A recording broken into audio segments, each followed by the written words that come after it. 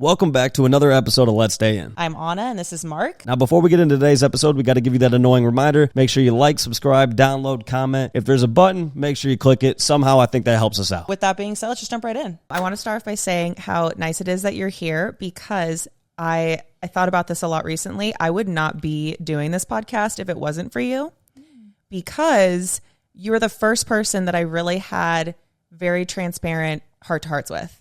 And I feel like with my friends, I always kind of kept a wall up when it comes to like how I'm really feeling. And you used to ask me that. You'd be like, well, how are you? Like, how are you on a baby? Mm-hmm. And you made me really think about that. And you made me feel comfortable. Like whatever I shared with you, it wasn't going to go anywhere. It was a safe space. Mm-hmm. And then I became addicted to the concept of just sharing everything with anyone that would listen. So in a way, I am doing this because of the conversations that we've had throughout the years. And so thank you. But it's also just, it's like a nice full circle moment. Yeah. The two of you, I met you two around the exact same time, and two people that love to talk, and it taught me to love to talk.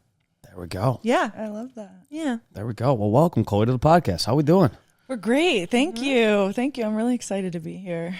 We're excited to have you. We're going to dive into a bunch of shit. But, okay, so for people who don't know who you are, let's say you're at UCLA track. You're, actually, wait, you just did what sort of competition did you do over the weekend? It was called the Hybercon Games. The what? Hybercon Games. Hybercon? Yeah. Okay. So hard. So, yeah, that's like the toughest word I'm looking for. Okay.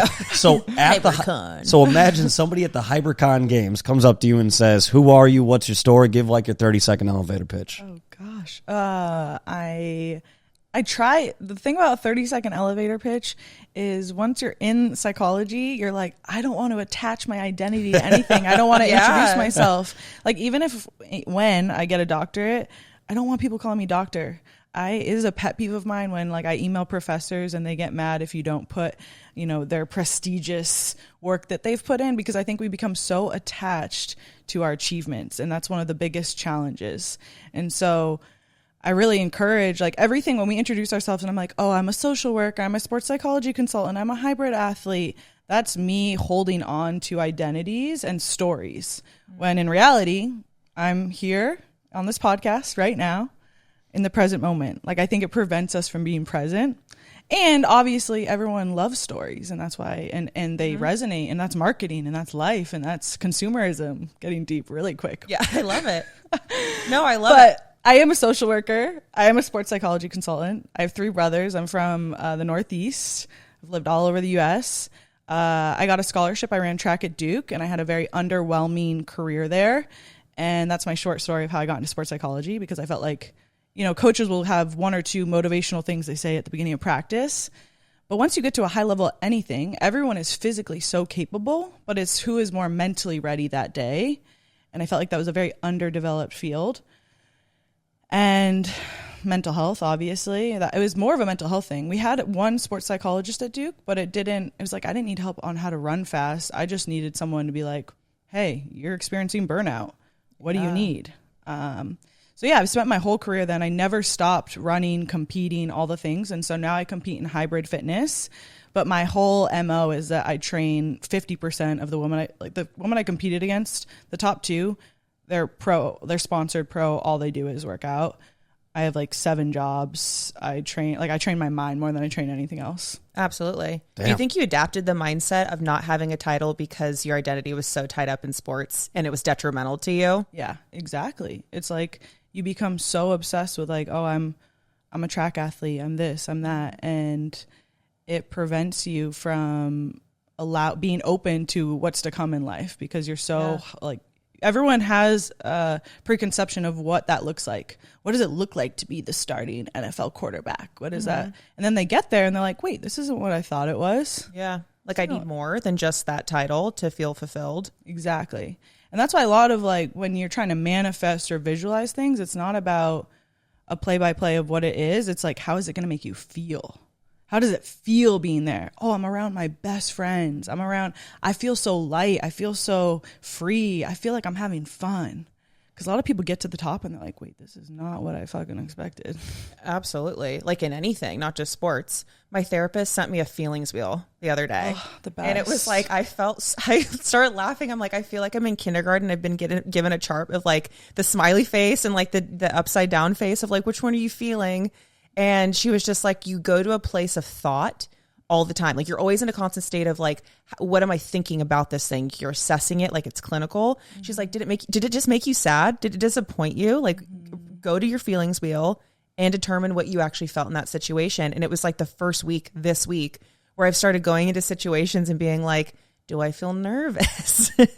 Do I feel excited? Instead of like, okay, this is good because I need to network and meet this person. I'm always thinking about the next thing. Right, rather than tapping into the field. Have you seen an emotional wheel, Mark? No, what does that look like? Is it actually a wheel? We should put it up. So almost every therapist probably has one of these in their offices. And one of my close friends, he's the sports psychologist for the Diamondbacks. And he was like, all the work I've been doing is literally just having them identify the emotion they're feeling.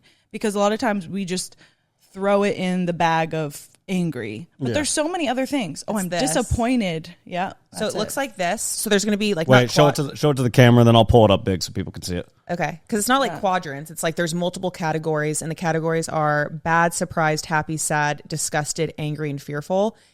And then off of that, it's like 20 different other emotions that then go into other emotions. And it's okay. So give angry, for example, give a few other kind of like subcategories of angry they would give. You have it up, but like a lot of times with athletes, there'll be a lot of the challenges I see are with coaches, teammates, parents, and you know they're mad at their coach. Okay, no, I feel disrespected by my coach, right? And then we go I don't even know what the deeper than that, but you try to get as granular as possible and identify those emotions, because the more you can identify, the more you can communicate with others, and then there's less. I mean, communication is just.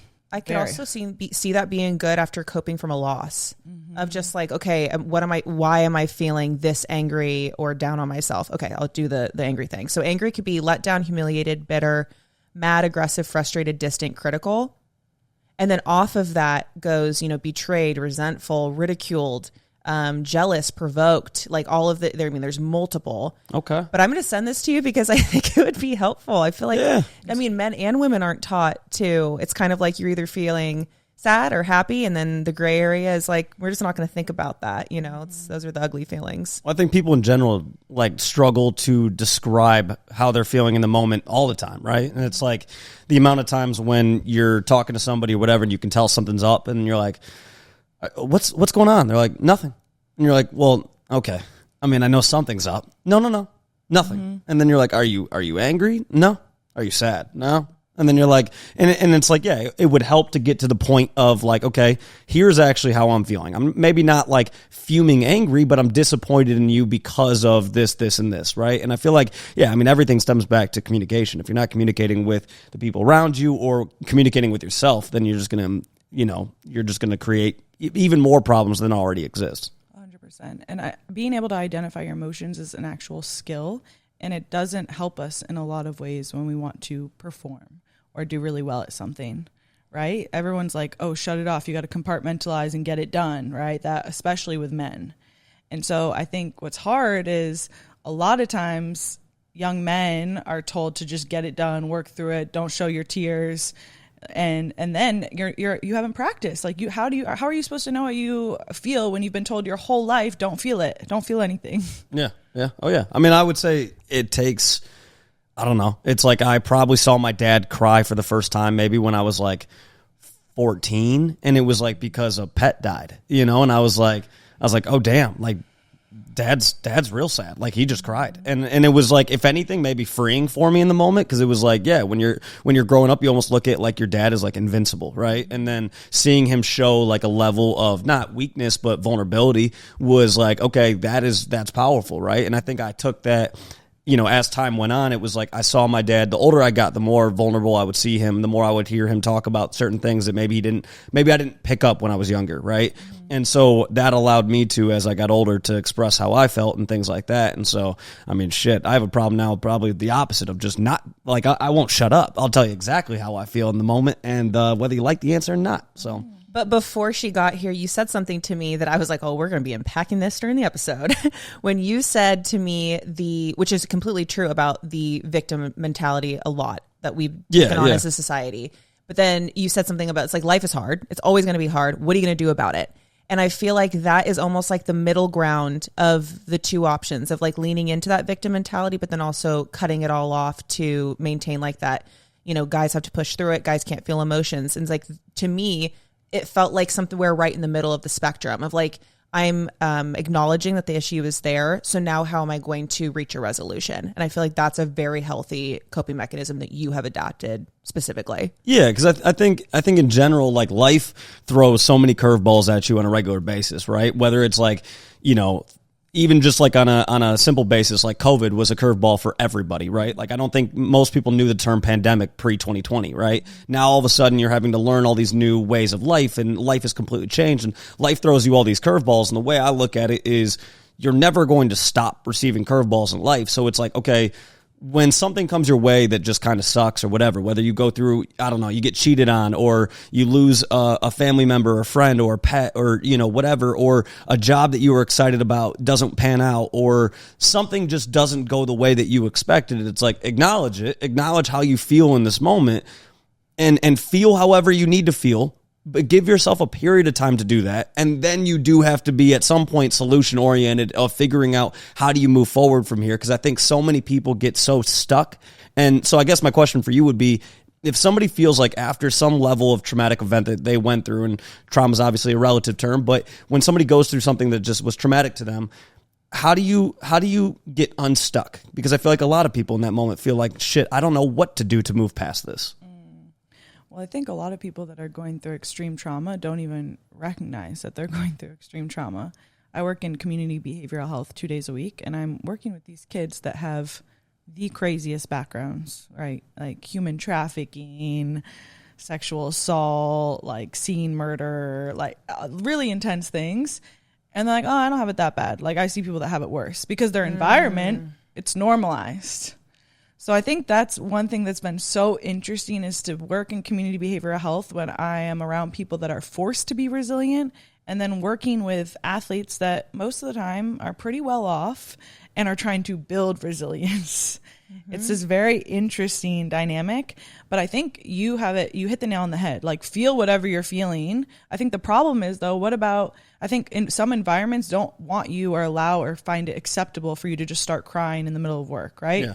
When I'm I recently was really expecting to get this job, right? I didn't get it. I cried for 5 minutes, and then I had a client, and I was fine, right? I moved on. I did exactly what you said. I felt what I felt. I was disappointed, let it roll through. And I think a lot of people wouldn't feel comfortable crying in a workplace or expressing themselves. So I think that's something that we have to try and destigmatize, and not say you're weak because you're crying, because I'm fucking strong and I cry every single day. Yeah. I'm not strong, and I have a hard time crying. Truly. See, right. Okay. I talk about this with my therapist all the time. That's interesting. I generally, if it's spontaneous crying, it's because of something happy. But if I need to get something out that's weighing on me, I have to watch something that has a theme of what I'm dealing with. So when I lost my grandparents, they reminded me so much of the couple from The Notebook. And even though I don't like the movie The Notebook, I think it's really silly, I had to watch it because it was like seeing them again. And then I was able to cry for 2.5 hours nonstop, because it was like seeing that and dealing with that. But I can't just think of it on my own. So I think it's almost like making time. It's not so easy just to be able to process an emotion sometimes. Like, you're like, okay, I need to feel this. I don't know what I'm feeling. All I know is I'm feeling disassociated and shut down, and I'm feeling like there's something weighing on me, but I can't determine what that is or what I need. So I often will go for, a workout, something that gets like the energy moving. Yeah. Do you recommend that when it comes to like healthy coping mechanisms when you're feeling stuck? Do you recommend movement or journaling?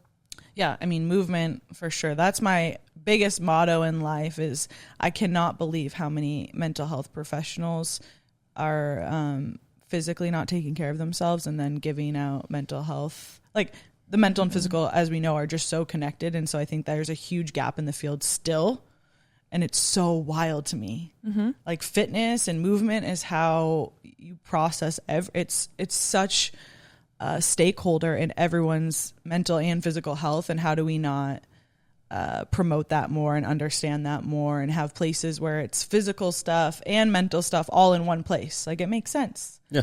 But I'm curious, what I would ask you, Anna, is like, would you remember a time where you were able to cry as soon as you felt an emotion? Like, when did that begin? Mm-hmm. And because it still feels like it's a blockage. And I completely agree that going out and moving and finding a way to make it happen, being proactive, watching The Notebook to let it flow. But I'd be really curious to know when that blockage started. And you don't have to answer that. I'm really trying to think. I think I was able to cry when I was young, like over normal things. I've never been a crier. No, because my mom used to always say I was really stoic as a kid. And then I would get to a point where I would explode.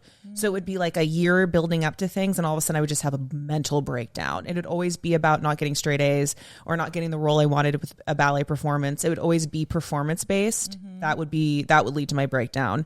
Perfectionism, the energy vampire. I didn't know that I was a perfectionist until like last month. I think I told you that, where I was like, I didn't realize that was like a thing. When my therapist was like, you do realize that everything is about not performing well enough to like your standards of whatever. And I thought you had to, which is the most perfectionist mindset of all time. I was like, no, but I'd have to be perfect to be a perfectionist. And she was like, oh, okay. So we're going to be doing 2 sessions this week because this is upsetting. Because I was like, my life doesn't look perfect enough to be considered perfectionism. Wow. Which is so silly. I don't know why we do this, but I think that I think I've always just been like this. Yeah. But then it's become harder and harder and harder. Definitely since I would say like 2021. It almost felt like I cried all the tears that I get, the allotted amount of tears that you get. I did that. And then now I just get, when I really try to force one out, so I don't know. I mean, I feel like for me, if I feel like I need to get a cry out, which is rare for me, but I will say if it feels like there's I don't know, where almost sometimes I have to write it down. Like, I guess like that helps, like when I write down how I'm feeling. And I guess like I never even really thought about it being considered journaling, because it's not like I have a journal, but I would just write it down in my notes app. And like that helped me. And it was like, if I'm feeling some type of way, I write it down. If I lose somebody in my life, I'll write down how it makes me feel, how I want to remember them to, and that will bring back memories, which then, that's where I'll get emotional. And, and I that helps me out a ton. And then obviously, for sure, on the movement side of things, I think anytime you're just sitting in the same space that you received the news that was unfortunate to you, it's hard to then like get out of that. I think you have to almost force yourself to like go for a run or go for a walk or like go grab food somewhere or do something where you're just in a different environment. And then I try to always remind myself that like, okay, if I'm feeling this type of way in this moment right now, I just got some shitty news, whatever. Okay, what is everybody else in here going through right now, right? Mm-hmm. It was like my great uncle passed away, whatever it was, like a week and a half ago, and he was 94, and it's not a tragedy by any means, but I was sad, right? I was like, that's, I loved him a lot, and he was my grandpa's brother and whatnot, but I found out about that news like 5 minutes before I had to go to an event, and so I walk in, and everybody's kind of like, oh, hey, good to see you, blah, blah, and I'm like, yeah, I'm not going to bring this up in this moment because I don't think it's necessary. But what I was doing was, when I was in that event, I'm looking around and I'm like, how many other people got some unfortunate news today, right? And I think that humanizes everybody to me when I'm like, okay, in this moment, I'm going through some shit, but so are plenty of other people around me. And like, in this moment, I'm going to like I'm still going to enjoy this event. And then when I get home and I'm ready to, I will process how I'm feeling and everything like that. And then I went home, wrote it down how I was feeling, got a little cry session, and then I was good, Beautiful. Yeah. I love that. I want to talk about that perspective element, because you talked about it in a very healthy way. And then you talked about it, talking about the children that you work with, your social worker job.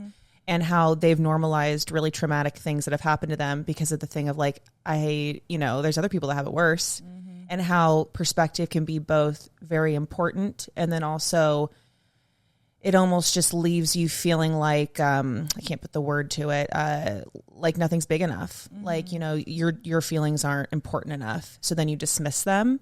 And how do you find that balance of perspective while also honoring your own experience and your own traumas. Yeah, I think that's with the kids that I'm seeing, I think a lot of it is it's so normalized that it honestly feels hopeless, and it makes me feel like I don't know how I'm going to work in this field, and it makes me understand why people get burned out, because if you have 1 hour with a client and then they're going back to this environment constantly, therapy is the last thing they need. There's so many other things that would probably have a bigger impact. It's just what's accessible in that moment. On the performance side, environment is the one thing that I think it's the biggest game changer. It's the one thing that can make someone's mindset become worse is who you surround yourself with, period. We were just talking about that before you got here. That's if anyone wants one mental skill, it's like, who are the people you're around? What is your environment? Yes. Right? Because that's going to dictate all of the stories in your head if you're part of that 50% that has an inner dialogue. Yeah. Right? So that's going to dictate everything. And so that's where it feels hopeless. There's an MLB player that was talking about he would get really bad performance anxiety on the mound. And one time before a game, he was walking by an art studio, and he saw a photograph of a big wave surfer that was on like I don't know what a huge wave is for surfers. Any of y'all surf? 30 feet. I think I know 30 exactly the picture you're talking about, though. So he walked by it, and it was like a aha moment for him where he's like, wow, this person's sport, he could literally die. And here I am throwing a ball on a mound, and it gave him perspective. Mm-hmm. Right. And he was able to bring that back every time he had a game, which is like every night for a baseball player.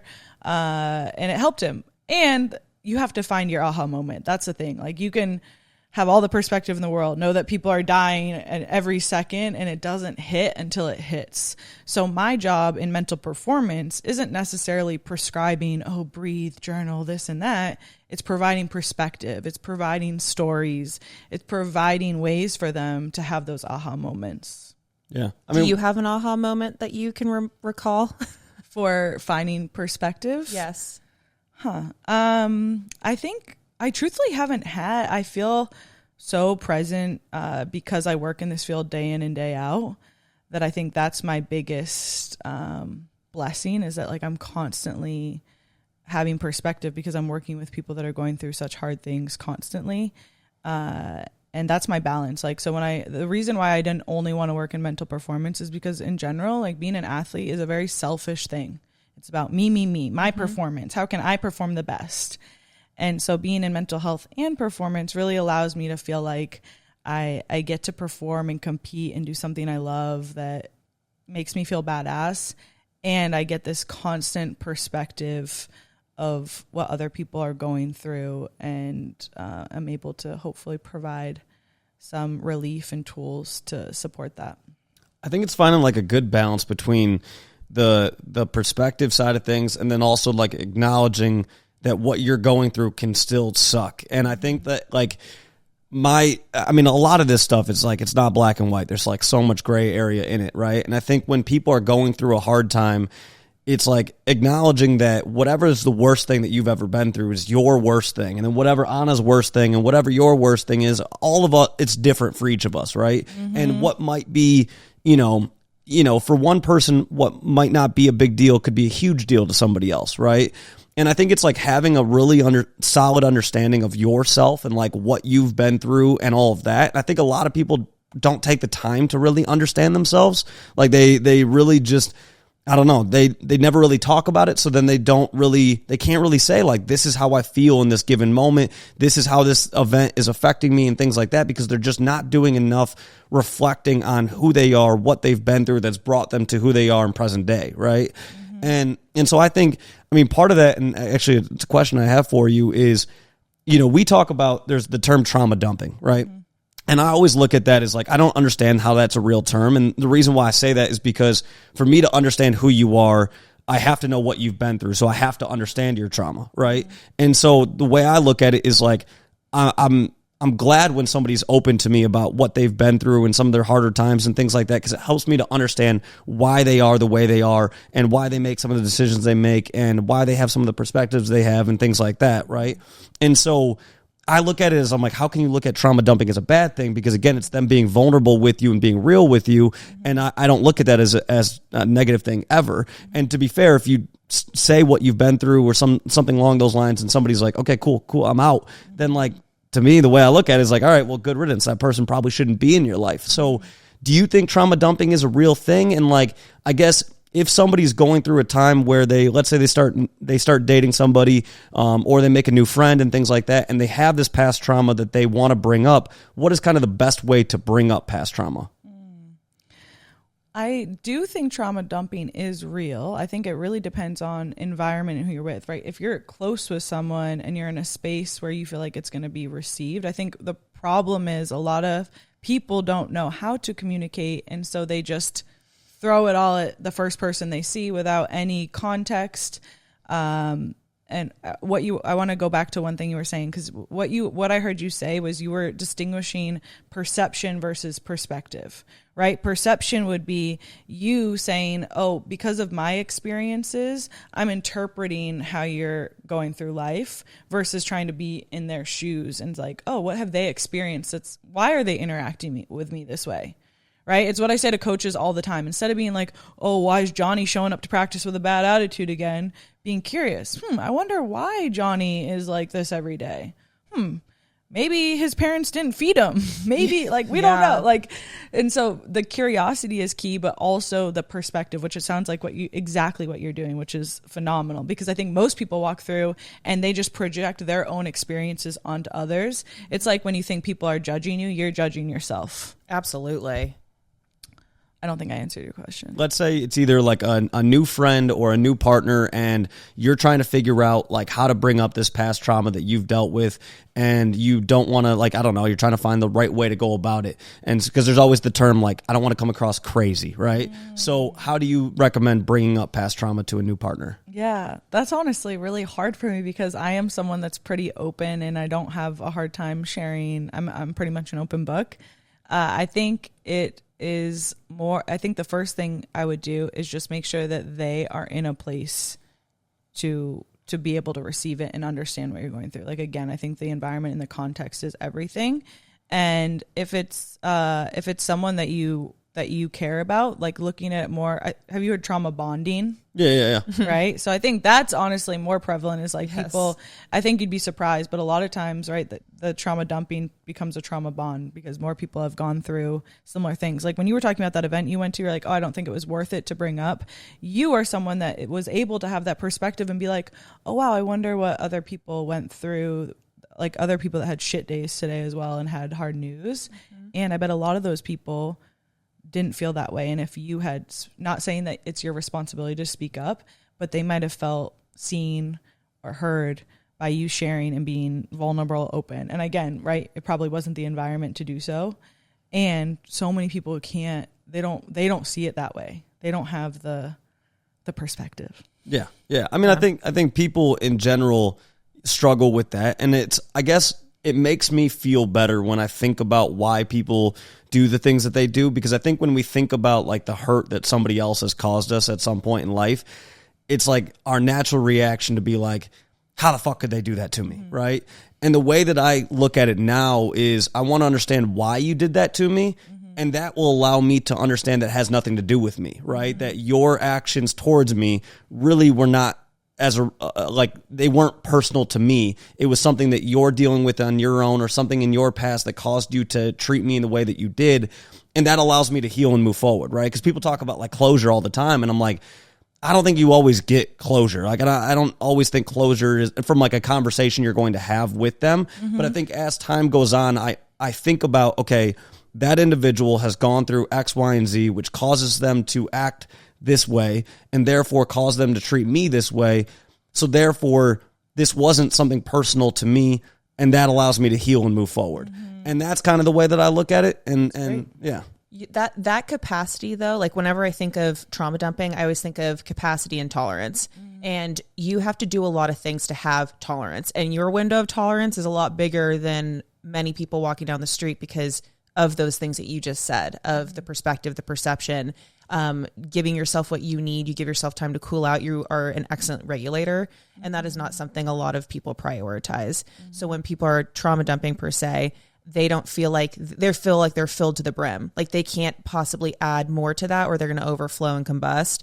Whereas you, because you are constantly regulating yourself, you have a lot more tolerance and you're feeling like you can take on a lot more information.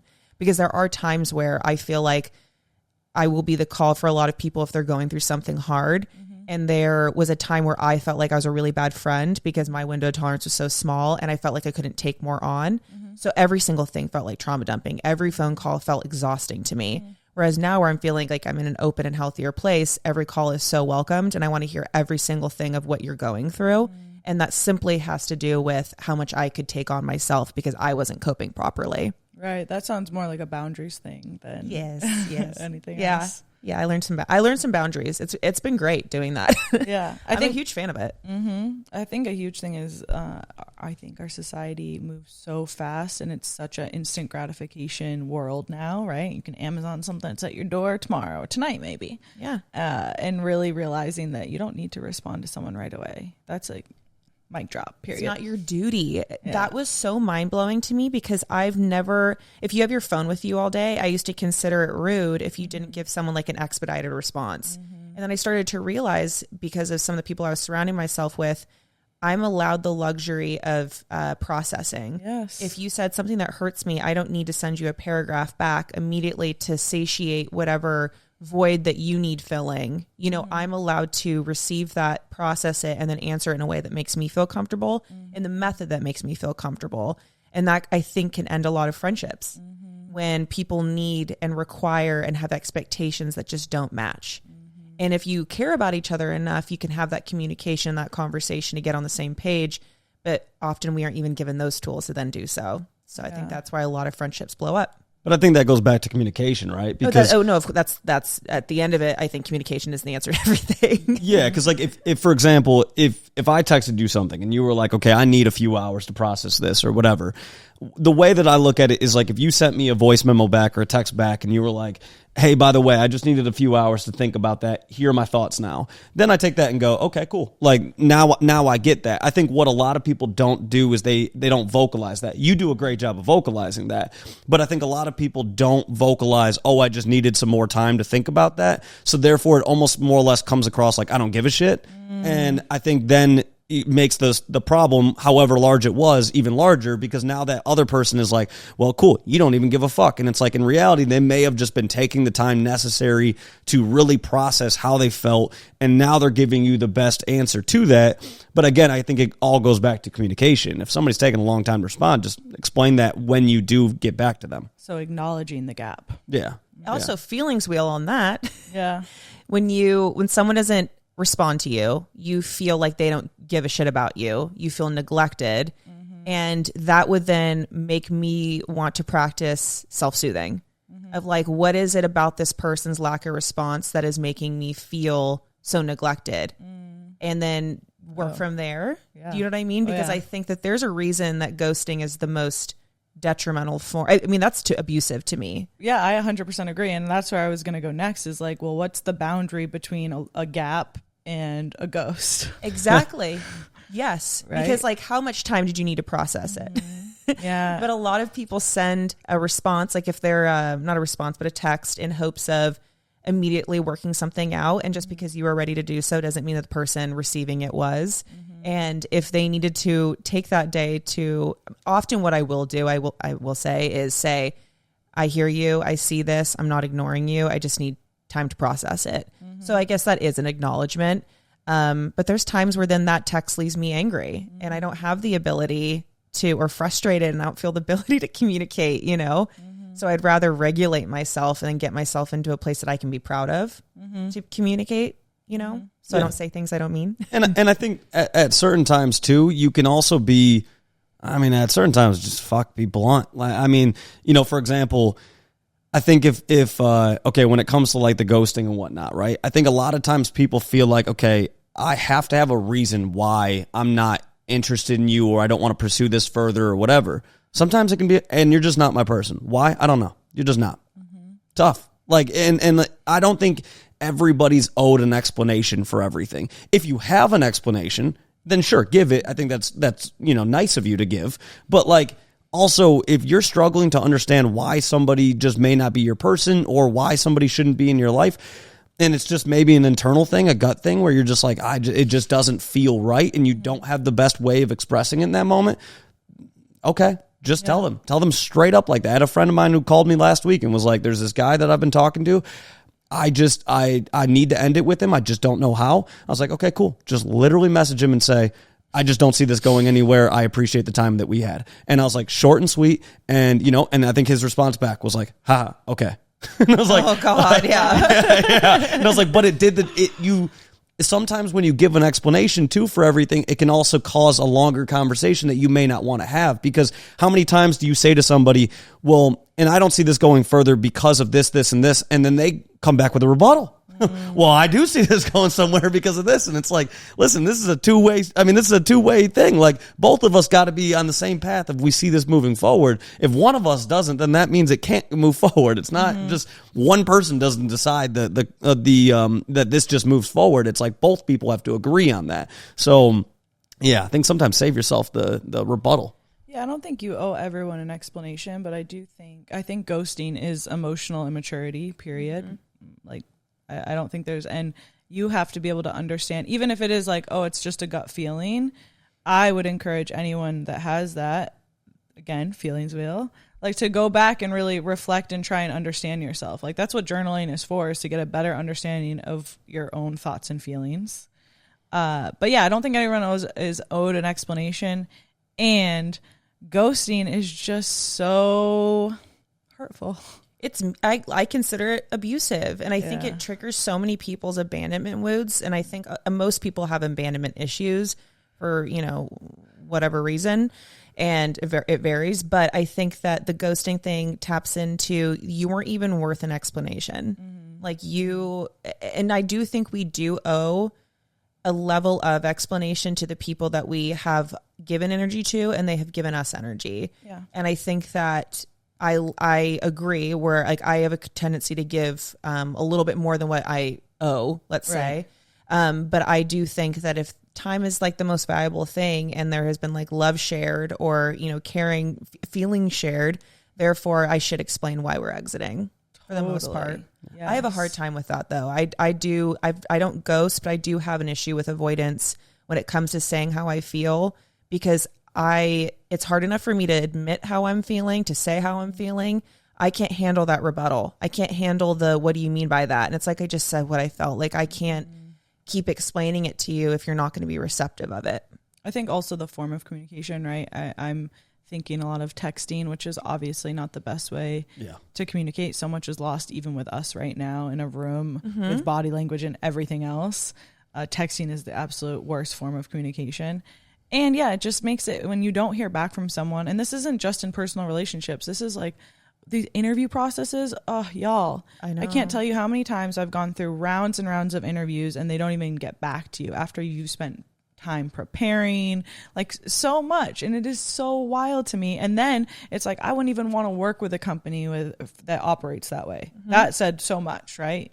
But yeah, ghosting by men, friends, workplaces, it is just brutal, but you have to just remind yourself that that's really a them thing, period. Absolutely. And what you said before, explanation, saying like, hey, I just don't see this going right, I think that still is an explanation. Like, I think as long as you're saying something, I just agree with Anna in the sense that if you're sharing time and energy with someone, a response is the least you can do if you're a good human being. And sometimes that person isn't a safe person. So like, I do want to make note of that. Yes. Like, there's some people that you should not respond to because it is engaging with someone that is not safe to engage with. So that's kind of like a little side note of, we're talking about, this is a safe space to talk and communicate, but what's exempt is the people that you should not be engaging with. Yeah, there's gray areas for everything. Like, absolutely. I think that's another thing. Everyone just categorizes good, bad. Yeah. And I think with that too, though, if you've been ghosted, I would say, I guess the question would be for you, what do you recommend to somebody who's been ghosted and maybe they're never going to receive the explanation that they're looking for? How do you begin to kind of move past that? Yeah, I think it's exactly what I just said in terms of recognizing that it's their emotional maturity. And that for me, that says like, oh, I'm on a path of growth that's a lot faster than theirs, and that's okay. Like I don't want to surround myself with people that don't know how to respond. Like at this point, it's just, that's a draining relationship. That's trauma dumping. That's someone, if you're surrounding yourself with someone that literally can't respond to a message,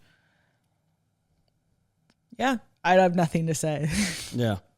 And I think part of that goes back to, I tell people all the time, I'm like, everybody always has the attitude in life of like, I deserve the best, right? Mm-hmm. And I'm like, and I agree, we all should believe that we deserve the best. But also to receive the best, you also have to ask for the best and only accept the best, right? Mm-hmm. And I think so many people, I say this to friends all the time, I'm like, okay, name like 10 attributes that you want your future partner to have, or a best friend to have, or a job to have, or whatever.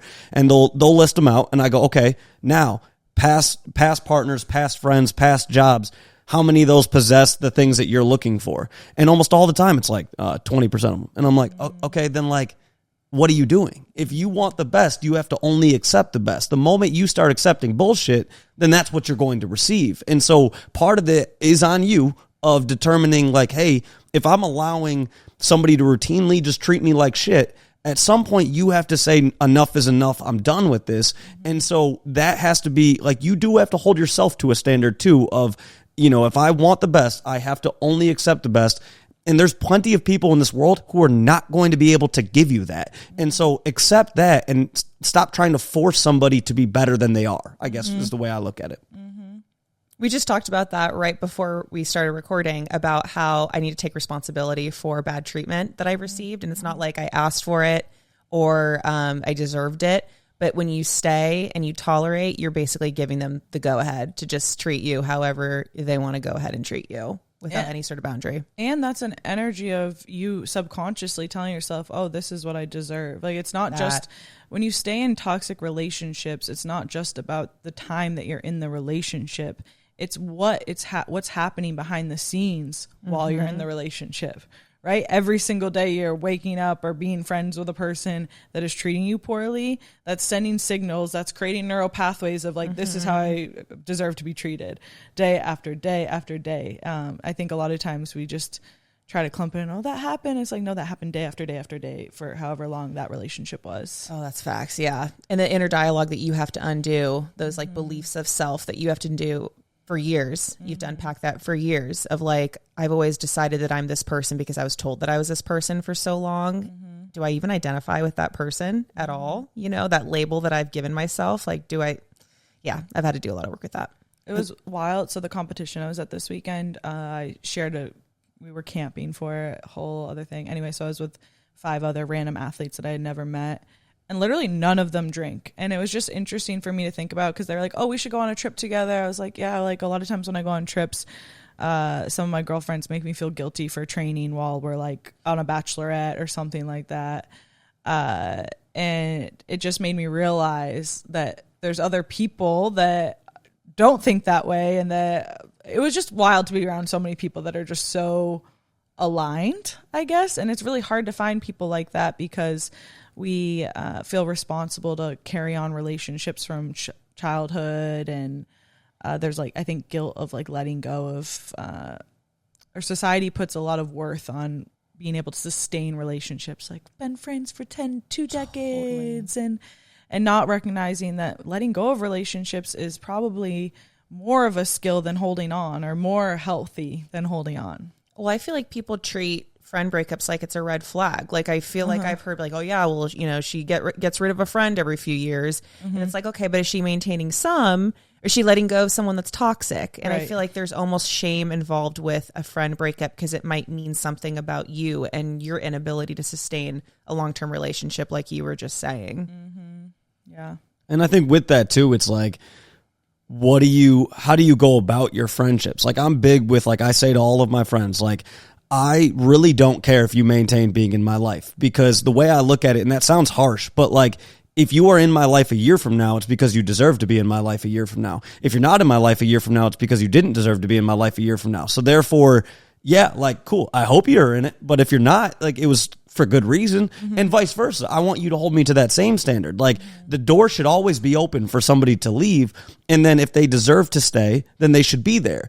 But again, it's like, I don't want it to be that, oh, just because you played a role in my life at one period, now you have to be in my life moving forward. It's like, no, you played a role for a given amount of time, then you showed me that you no longer deserve to be in my life, and then I booted your ass the fuck out. It's just, it is what it is. Like, why don't you do some deep thinking as to why that happened, and maybe in your future friendships you can, or relationships or whatever, you can not do those things. But again, like, I'm not going to just keep you here. No, I don't have time for that. Yeah, the whole saying, they come into your life for a reason, a season, or a lifetime. Totally. Yeah.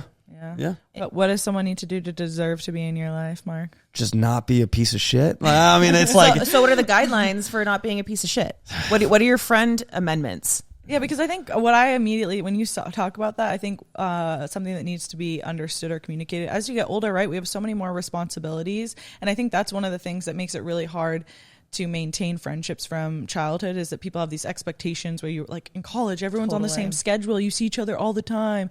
And then when you're an adult, it's like, you've got a bajillion things, and then throw kids in there or whatever it might be. It's like so hard. And so feeling, being around people that don't have these expectations of like, you have to call me every week, and being able to pick up the phone and just catch up, even though you haven't talked in however long, that's one of the like best, I think that's my boundary for a good relationship or a good friendship. Couldn't agree more with that. Yeah, I mean, I think when it comes to friendships, like, I think if you have time requirements, you got to figure that out. Like, a lot of people do, which is crazy. You cannot have time requirements of people who are full blown adults. Like, I'm sorry, we have responsibilities the older we get. Like, yes, somebody I work with or somebody I'm dating or my parents are going to get a response faster than anybody else. And for the most part, I mean, I'm currently sitting here right now with let's just see. 987 texts to respond back to. So that would send me. Yeah, I don't. How many do I have? Just 4. Just 4 for my mom. Send me pictures of the cat. I'm envious of the 4. I wish I only had 4, but it's like, yeah, I don't have time to respond back to everybody. I know I don't. Every once in a while, I will get high and respond back to texts, and I will get through all 987. I will get through them, but like, and I will apologize at that point for taking forever to get back to them. But I think people have to be understanding of what role they play in somebody's life and kind of where on the totem pole you are. And like, it's not a diss to not be at the top of the totem pole. I pride myself on being invited to the wedding, but not in the groom's party. Like, I don't want to be. I don't want to go to the bachelor party. I don't want to do all the other shit. I want to be when everybody else is taking, when the groom's party's taking the group photos and everything like that. I'd rather be at the open bar. Like, I'm the opposite. Oh my God. I want to be in the groom's party, not at the wedding. You know what I mean? Like, I either want them close enough to be family or not at all. I don't want, because like, the concept of 980 texts, like acquaintances don't do it for me now. Like, there's nothing to me that compares to the feeling of sitting down and going, oh my God, this is why it doesn't work with other people that I meet on a daily basis. Like, understanding someone so deeply and it clicking so much, whether that be a friendship, a family member, a relationship, whatever, and just being like, this is why it's not easy for me just to make, because this person's so unique and this person fits me so well. I hold out for those people now. Like, it has to feel like that. It has to feel so safe.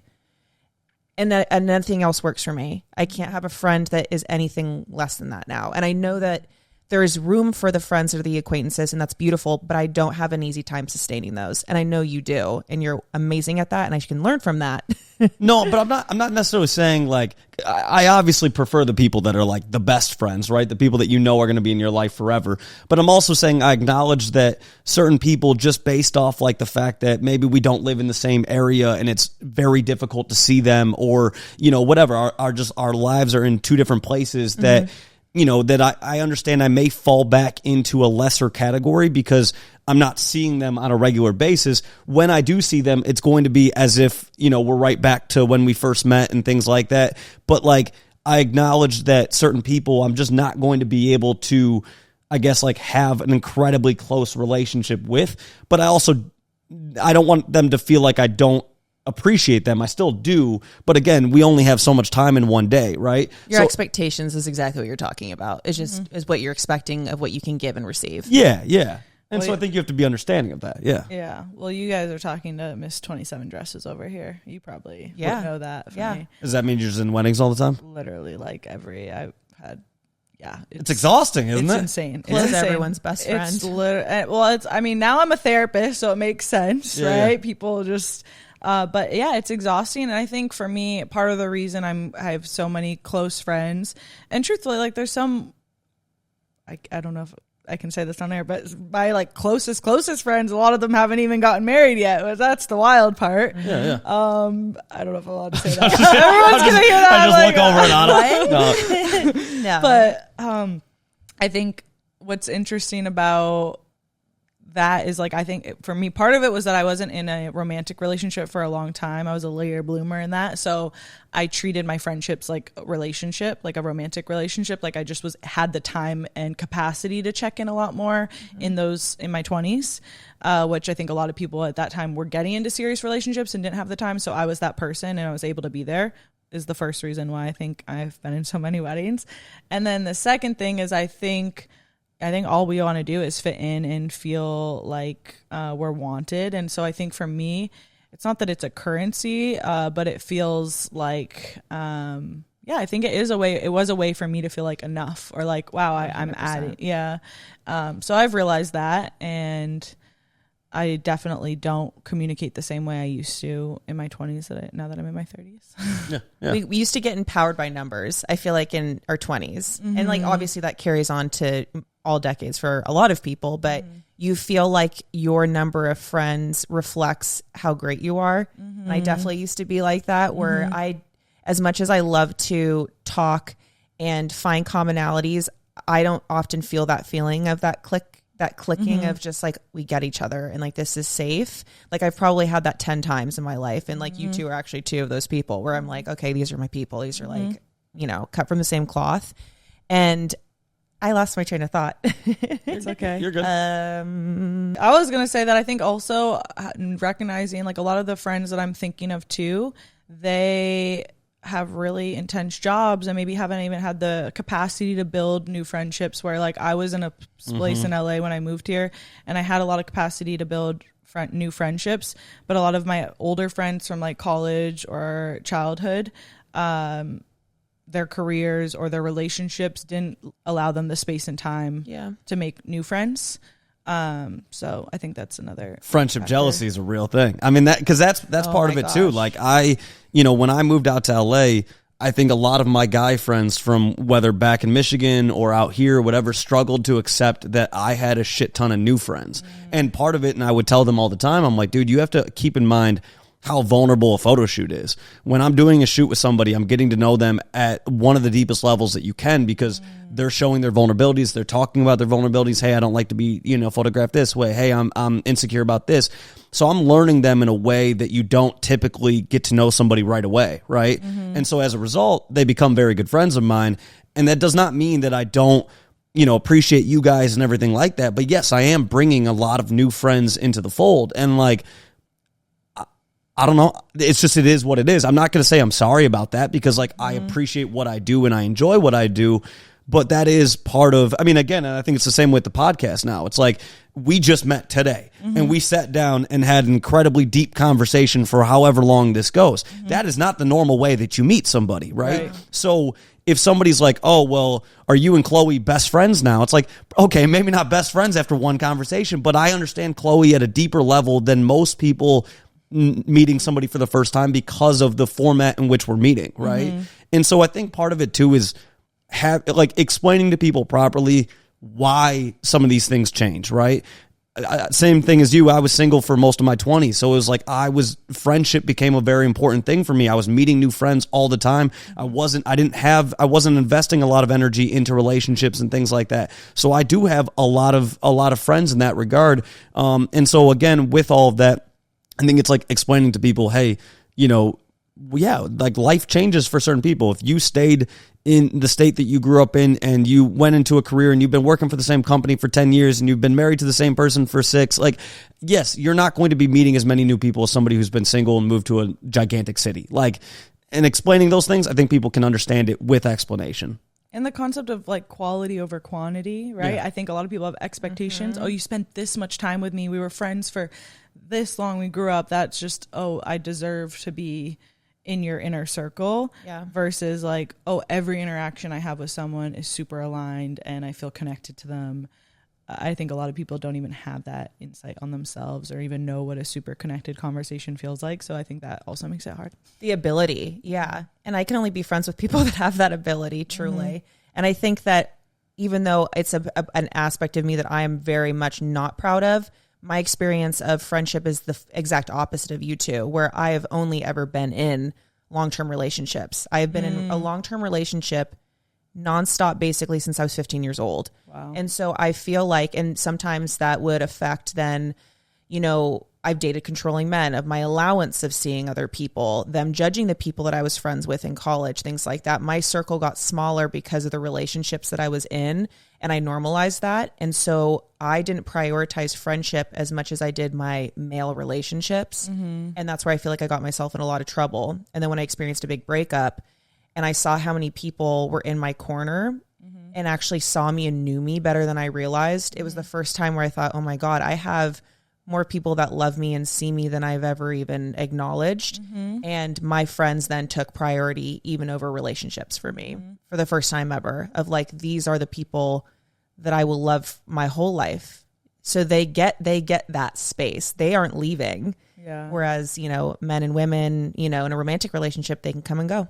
Totally. I mean, you know, Lauren Donahue and Ugh, yeah, yes. her and this other girl, Shannon, that's one of my close friends. Like the voice memos I get from them, I'm just like, dang, they treat me, they voice memo me like more, the just most loving, cup filling things I've ever heard in my life. And I'm like, dang, I can't believe these people are in my life right now.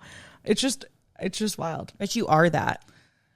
I understand that, and I don't think it hits because I guess it's just I don't know. It doesn't hit for me like that. You're desensitized to yourself, but that is the way you just described those two women who are wonderful, is how other people would describe you. And I think as soon as you accept that what you keep attracting is what you're putting out there, and if you can love and appreciate all the people that are in the room with you, that you're surrounding yourself with, you have to give a little bit of that love back. Because they're there for that same reason. Yeah. And I think, you know, all of it stems back to just understanding, reflecting, like, you know, that's an overarching point of a lot of our conversations, because it's like the more that you understand yourself, and the more you understand other people, the more that you can understand how to properly respond to people, how to understand how they feel in a given moment, how your actions can be interpreted by them, but then also interpreted by somebody else.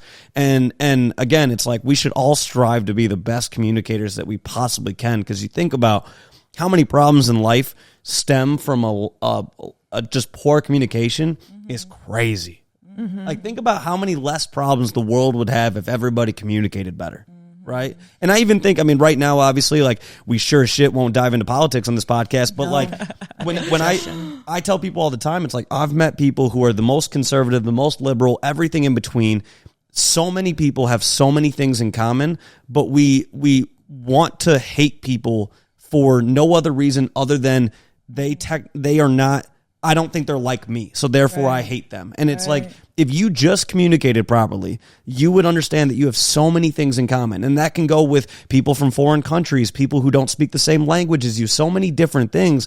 And it's like, when you really take the time to understand somebody, you have a shit ton of things in common. There might be a few things that you differ on, and there's always going to be some people that you will never get along with. I understand that. But at our core, again, we're all human. We're all part of like the same species, you know? And so again, it's like, take a second to understand people. And yes, there will still always be some that you will not get along with, but like, before you just like, almost like with sports, right? How many people are like, you're a fan of the Packers, I'm a fan of the Lions, fuck you. It's like, what? Yeah, but human rights aren't getting tied into that and things like that. Well, so like, of 100%, course, we're not going to get into it, but like, I think probably not for the first time ever. That's a very closed-minded statement, because I haven't been around long enough to know this, but it is very much, to me, now becoming a matter of ethics when it comes to who you vote. On either side, I'm sure people can say that. And so if I find out that you are a part of a political party that does not eliminate you as a friend prospect, but who you stand behind, the individual, the candidate, and you believe in what they are saying, that will then determine whether or not I think that we share the same ethics or not. And which is very hard right now, because I used to be able to have conversations about politics and trying to, reach commonalities and, common ground. But now I have the stubborn inability to do so. Yes. And that's why I don't have that conversation with a lot of people, because sometimes I don't want to know. It's so wild. I mean, this is a very unique election, as we all know, and it's way more divisive than any other election. When I had a wedding, of course, in Wales, and all the people from the UK, they're like, oh my God, your politics are crazy. And they knew way more about it than probably every American that was at that wedding, because they are so invested and can't believe what is going on here, which was very interesting. But one thing that I noticed when I was there is I almost felt like fear for speaking up, which was the first time I'd ever had that, because I'm a pretty outspoken, I'm not shy. So that was interesting. The other thing I wanted to add, we don't have to dive into it, but talking politics with family is just, I was talking about this before we went live, is just something I would steer away from, because you're not just talking politics when you're talking with family. You're talking about a history, right? There's so many things that go on with family members that it ends up not just being about politics. So I would just, my recommendation or my suggestion to anyone listening to this podcast when you go home for the holidays, is to know that when you're talking politics, it's not just politics, and try to find a finesse swerve, because I think that will help your mental health for that week home. Yeah. I love that recommendation. I'll always say this when it comes to like the politics, and like, especially in this country, the divisiveness of politics, the way I look at it is I will never cut somebody off for how they vote and things like that, because I think so much of it is a lack of understanding and a lack of critical thought, and also a lack of what they're voting for. Like, I think on both sides, I don't think either party is innocent on how many times you say to somebody, okay, can you name like 10 policies this president that you're voting for has? Yeah, 100%. It's like there's so few people who truly have a deep understanding of politics and the policies they're voting on and things like that, right? And so the way I look at it again is, if anything, I think it can create great conversation when you do break down some of these different things. And I think it, obviously you have to be in the right headspace for some of these conversations. And a lot of times I do think it needs to be one-on-one. I think when you go into, if you're at the dining room table at Thanksgiving and some, wine. And all of a sudden you got 20 family members and everybody shouting an opinion, sure, that conversation never going to go over well. But if you're talking with somebody that maybe you grew up with one-on-one and you understand that they voted in a different way that you did, have a conversation about it. Talk about it. Talk about why they voted the way they did. Talk about why you voted the way that you did. And I think if you are able to stay calm, which is a big part of it, and continue to ask questions to understand, I think you may have a better understanding of why they did what they did. I'm not saying you'll accept it. I'm not saying you'll understand it completely, but you'll have a better understanding. And I think that's something that our country severely lacks right now, is an understanding of the opposing side. And I think when we get to that point, then we are no longer in a united nation. We are in a divided nation, and that is not a good thing. And so I push to everybody, have a conversation, stay calm, a big part of that, stay calm, allow them to finish their thought, give yours, stay respectful and understanding, and I think we can come back together as a nation. But again, if we're just like, hey, you voted this way, I voted this way, fuck you, our country doesn't progress in any way. Okay, that's going to be me. I don't have the ability to have a calm conversation with a certain, it's a very specific demographic. So it's not even like as a whole, as a party, it's like within that, basically like a subcategory of people that I will not have a conversation with. And I think that I used to take this mindset of it's a lack of knowledge on their end. And then I realized that fed into almost like an arrogance mindset on my end, because it's almost telling the other person that if they only knew more, then they would get on your page, which then values your opinion and your insight over theirs, when you just have to accept sometimes that everybody has the same exact information, but they're going to translate it differently because they are a different person than you. And I think that has become a very upsetting thing to me, is thinking, okay, maybe they would practice more kindness and empathy towards a demographic of human beings if they knew more. Sometimes they know more and they just don't care.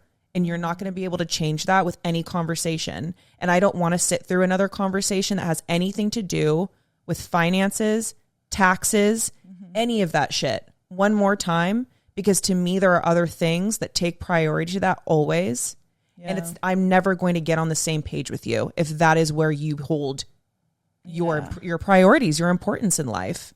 I would push back a little bit where I think that many people are fed right now with media the way it is. It just keeps it, you're in a vortex of whatever you believe. Totally. So I think that makes it really challenging because people are just seeing what they want to see most of the time, and then it's they're seeing the tweet that aligns with their viewpoints, and it just is this whole snowball effect. Something that I've noticed. So the competition I had this past weekend, it's very militaristic. Combat sports and all of that, like macho intense. So it's generally probably pretty Trumpy. I didn't have any political conversations, but and I'm very openly very liberal. I don't really care. That's just, but I have had this hesitation where, right, I'm in these, I'm wrestling girls and being very combative and around people that are like guns and things like that. And I'm like, peace and love, let's go to therapy.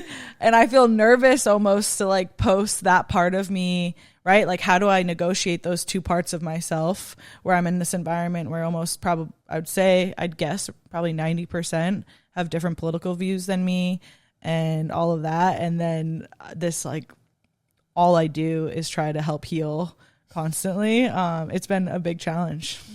So I would say that, and I say this to people all the fucking time, what are you hoping to accomplish? And what I mean by that is, if somebody is wearing a political, let's say they're wearing political apparel, right? Yeah. I won't say on either party.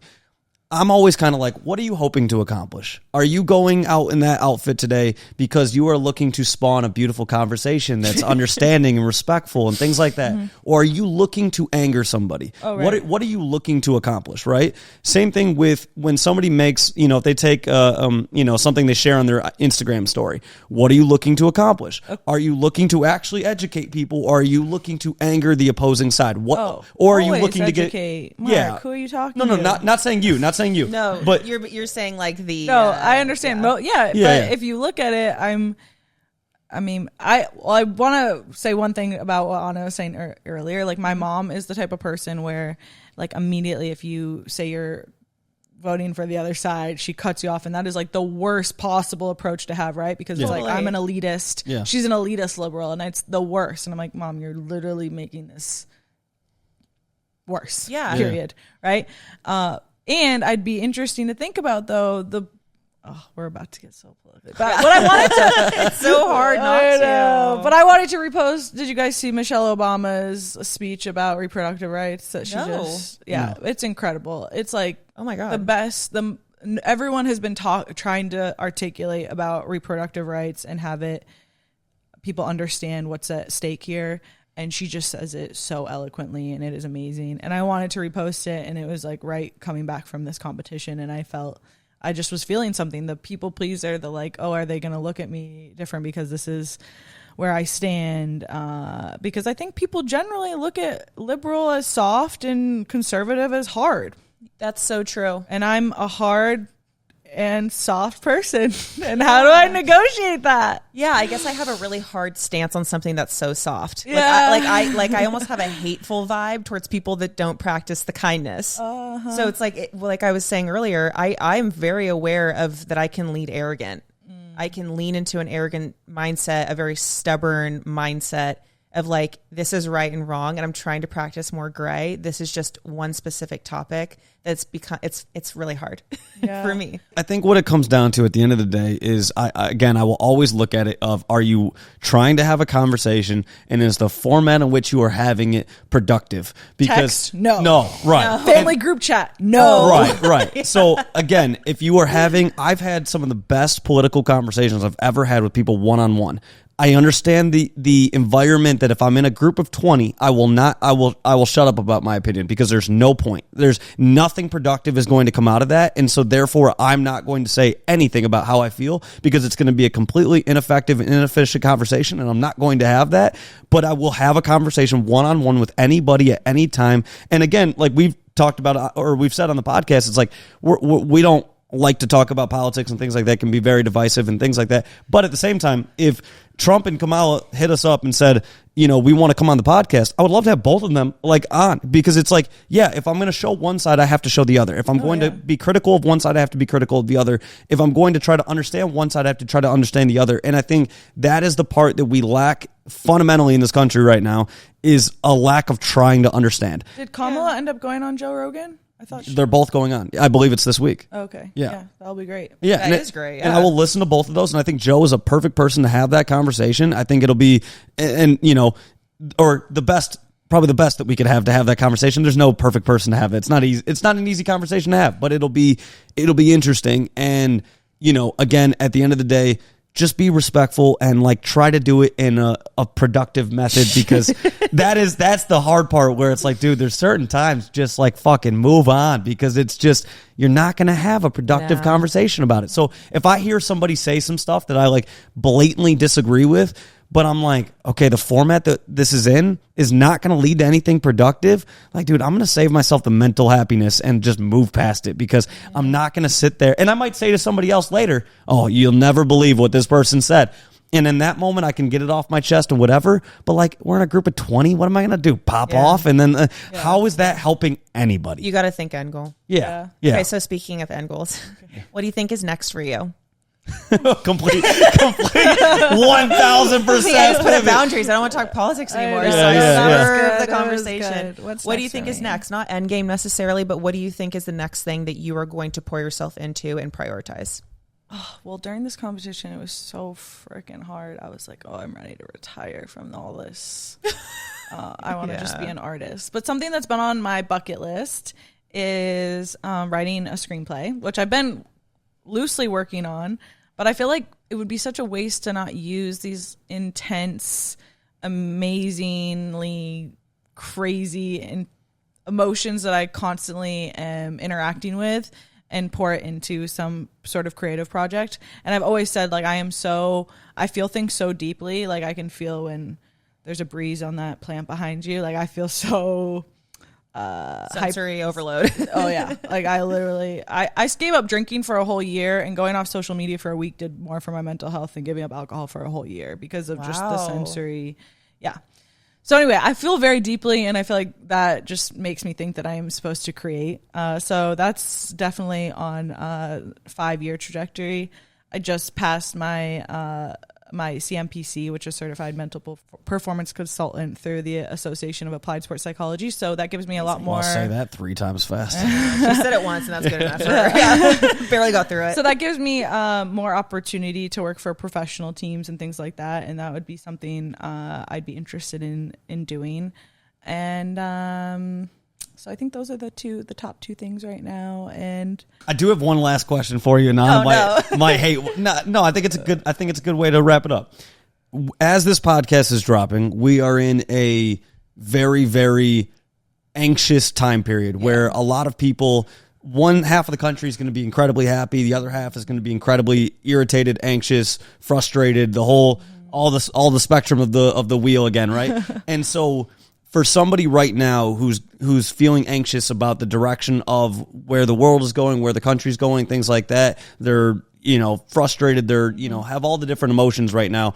What do you recommend to people to do to keep moving forward? Because again, obviously we don't have a choice. Half the country is going to have to move forward. Well, 100% of the country is going to have to move forward. But like, what do you recommend to people who are, I guess, like, have anxiety about all of this? Yeah, great question.